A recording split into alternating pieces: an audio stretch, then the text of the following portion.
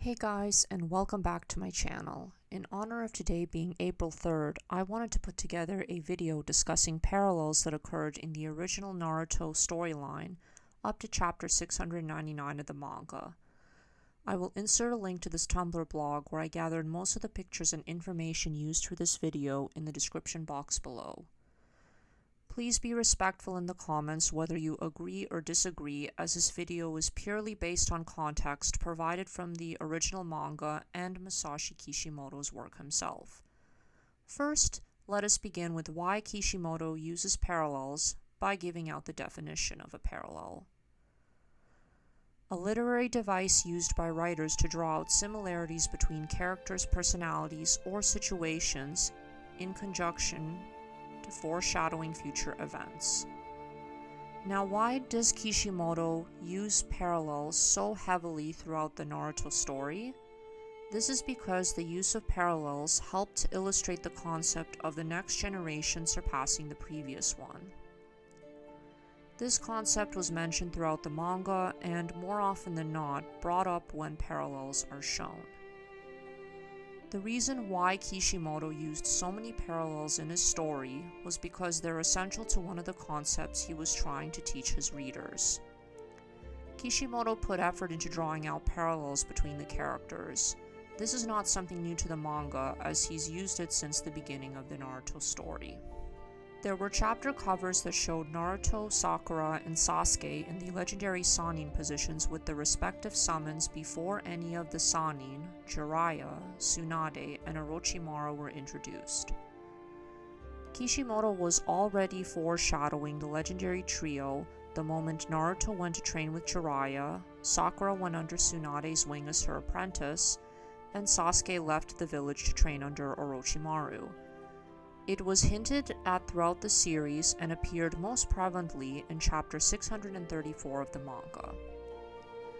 After drawing the parallel, Sarutobi then reiterates the concept of the new generation surpassing the next. So it is established like Sakura is similar to Tsunade, Sasuke to Orochimaru, and Naruto likewise to Jiraiya. On to the next parallel. As shown here, Kishimoto was foreshadowing this before the actual Naruto vs Sasuke fight in the Valley of the End back in the Sasuke retrieval arc. At the time, as readers, we were not fully aware of the meaning behind this until after the first battle, but even then, we were not completely informed on the meaning. Naruto and Uzumaki and Sasuke and Uchiha fought on the battleground.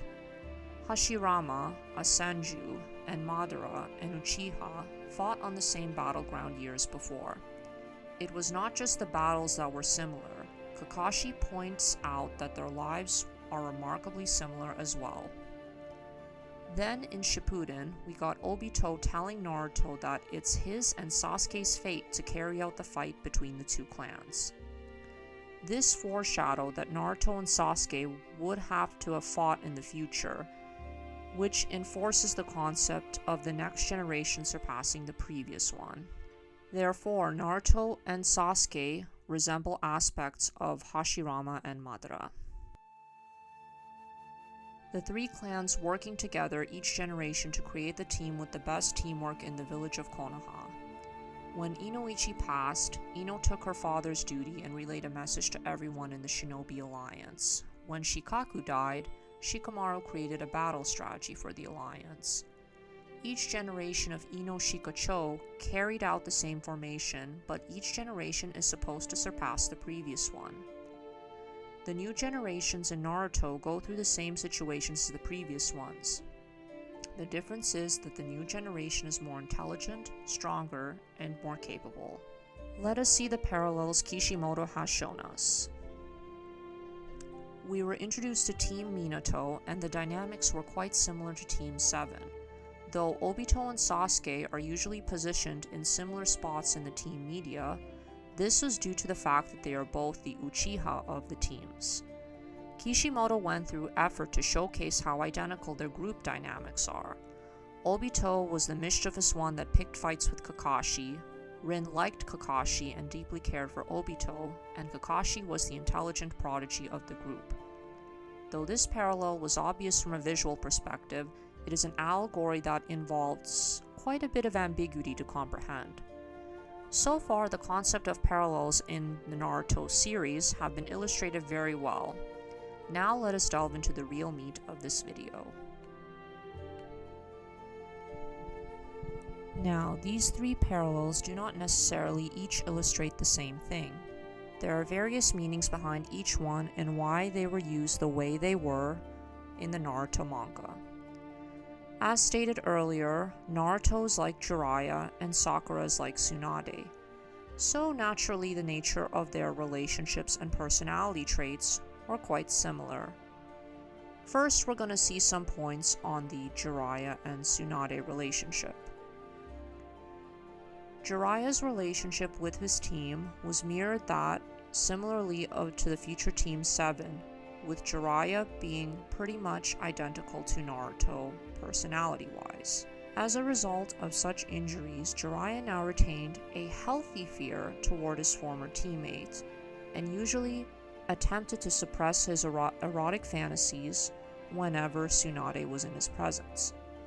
Despite these perverted tendencies, Jiraiya was in love with Tsunade nonetheless, and even as he died, he lamented the fact that he was never able to win her heart.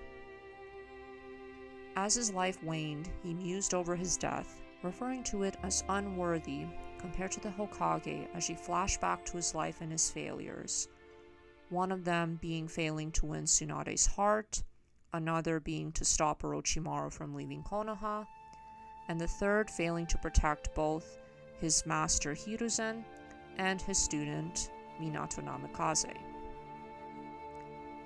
This correlated with the NaruSaku dynamic as well. This parallel does not dwell too much on anything other than that the dynamics of their relationship. The parallel between these two was established earlier on in the manga. However, it came to a dead end when Jiraiya eventually died.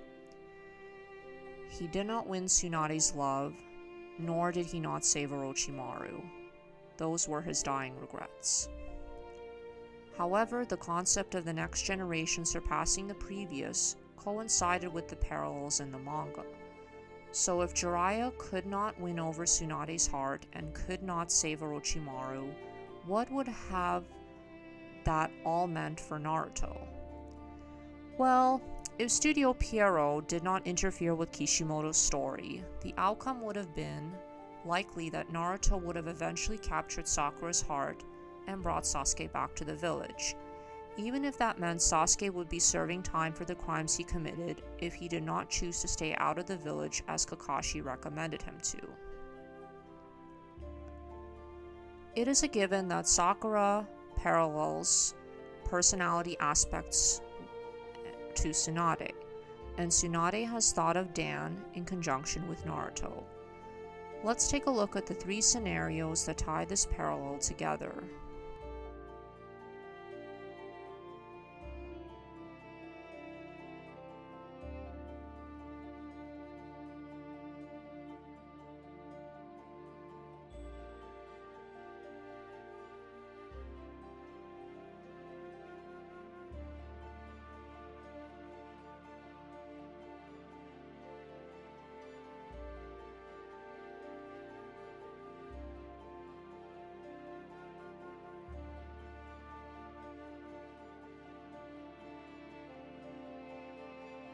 So, does this look somewhat similar?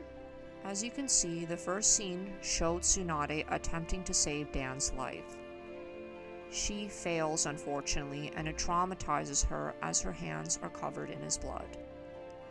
The second scene was what created that parallel between Dan and Naruto. They both shared the same dream, with Tsunade begging him not to die and giving it all to save him. She does, and she entrusted Naruto with the necklace she had given to Dan when he wanted to become Hokage before he passed. The last scene was where the parallel with Dan and Tsunade to Naruto and Sakura is tied. Like Tsunade with Dan, Sakura is doing her utmost to save Naruto and not let him die. She's begging him to live and remembers his dream of becoming Hokage. This parallel focused more on Sakura and Tsunade rather than Naruto and Dan. Sakura is in the same situation at the moment, trying to save Naruto like Tsunade was trying to save Dan. Tsunade loved Dan, and Dan wanted to be Hokage more than anything before he died. Sakura had a crush on Naruto, and Naruto, whose dream was to become Hokage, was slowly dying in her hands, which reiterates the concept of the next generation surpassing the previous, where Sakura would succeed where her master failed and saved Naruto. She saved him because ever since the beginning, she could not let that dream of his die. Naruto is an obvious parallel to Dan, and it is explicitly shown that Sakura cares for Naruto and supports his dream more than anyone in the manga. This parallel focused on Obito's feelings for Rin, his desire to become Hokage, and Rin protecting Obito's dream. Obito was in love with Rin, but his feelings were not reciprocated as Rin had a big crush on Kakashi. Frustrated and jealous, Obito envied Kakashi's prodigy skills and constantly sought to surpass him. Though these efforts usually ended in failure, he was able to spend time with Rin while she treated his injuries. Ultimately, Obito would never get the chance to reveal his true feelings to Rin before his quote-unquote death. As Kakashi noted, besides his student's rivalry with Sasuke and one-sided feelings for a female peer, Naruto shared other beliefs Obito had, such as his desire to become Hokage and never abandoning his comrades on the battlefield. As mentioned earlier when Team Minato was discussed, the dynamics to Team 7 are similar. It was obvious Obito loved Rin, and it's shown that Rin was heavily attracted to Kakashi. Throughout the manga, Sakura was the one set apart from the rest regards to seeing Naruto achieve his dream. She always heals him, watches over him, and it's obvious that Sakura wants Naruto to become Hokage. She even said, "It's right in front of us." It's her dream for Naruto to become Hokage too. This further insinuated the parallel. If he wanted, Kishimoto could have easily put Sakura's panel above Obito thinking of Rin wanting him to become Hokage. Gaara, Minato, and Kakashi are all placed above the panel, so why did Kishimoto place Sakura underneath it when she should be grouped with them as well? Well, this is put to due to the situations at hand. Sakura wants Naruto to become Hokage just as much as Rin wanted Obito to become Hokage. Naruto would surpass Obito and become Hokage, and Sakura would surpass Rin and watch Naruto achieve his dream. Finally, the biggie that's been causing certain people and fans alike to deny parallels in Naruto even more important. There are some important things to consider when looking at this parallel. There have been quote-unquote evidence shown by some fans of Minato being compared to Hinata and Naruto being compared to Kushina, but it just doesn't coincide well or make sense with other facts stated in the manga. It does not draw a linear parallel. So far, each of the parallels we have seen throughout the Naruto storyline have been direct and easy to interpret with canon facts. It is not needed to even twist anything. Naruto, Sakura, and Sasuke are each like their masters and become the new legendary Sannin trio. Team Minato is quite similar to Team 7. Naruto and Sasuke are like Hashirama and Madara. All of these are canon and obvious. While it is true Naruto is similar in some respects to his mother, Kushina, particularly with certain personality aspects. Truthfully, in canon, at least in the manga, he has never been compared to her. Kishimoto has had many times where he could have placed someone making a connection between Naruto and Kushina's similarities, but he did not. Naruto was almost always compared to his father, Minato. Throughout the manga, characters like Jiraiya, Kakashi, and Sarutobi drew comparisons with Naruto being alike to Minato. That's the parallel. Having traits from both parents, but his primary comparison was always Minato. Now to Sakura. It is obvious that she shares similarities with Kushina as well, and was even directly compared by Naruto's father Minato. This panel was unnecessary considering the situation given. They're on a battlefield, in the middle of war, and Minato asked Sakura if she was Naruto's girlfriend. Minato then drew a comparison between Sakura and Kushina. It is given to the reader straight off the bat. There is no need to twist the parallel to fit on any terms, as it already fits. The parallel of NaruSaku to Minakushi was fully established with that panel. When Minato was in the academy, his classmate Kushina Uzumaki thought that he looked unreliable and even girly. He dreamed of being acknowledged by the Konoha villagers by becoming the Hokage, which Kushina at first considered to be an impossible dream for someone like him. When Sakura was first introduced, she was annoyed by Naruto and looked down on him. Just like his father, Naruto dreamed of becoming Hokage and being acknowledged by the villagers. The canon backstories and facts all line up, and they make sense without having to bend any of the canon material. Minakushi is a parallel to NaruSaku, just like any other parallel in the manga. Kishimoto made it so obvious that this was the parallel he was trying to draw from these two. He even wrote Kushina to say to Naruto to find a girl like her. It's foreshadowed and paralleled. It was just like any other parallel in the Naruto manga. The previous generation has to be surpassed by the next. So what does that mean for Minakushi and NaruSaku? Well, Minato already achieved his dream of becoming Hokage, and eventually married the woman he loved. Back when I used to be active in the Naruto fanbase, I did not understand how people drew a certain minor character like Hinata to Minato as being similar. They are nothing alike. Minato was a prodigy and wanted to be Hokage. Hinata has been viewed countless times as too kind to be a ninja, and she even lost the title of heiress to her little sister Hanabi. Hinata has also never directly said she wanted to be Hokage like Minato had. Only throughout glimpses of her character arc before Pierrot put her on a pedestal that she was working toward becoming stronger and be a worthy successor to the Hyuga clan. Minato was calm, collected, and highly perceptive. That does not equate to being shy. Naruto was only compared to Minato rather than Kushina, which correlated more with Sakura. So, I hope you've been enlightened on how Kishimoto had been using parallels throughout the entire Naruto manga since the beginning of his story. Parallels coincide with the next generation will surpass the previous one, and they pretty much all have heavy foreshadowing for the next generation. No matter how you look at it, NaruSaku would have made sense being in conjunction with the next generation will surpass the previous one message provided throughout the Naruto manga.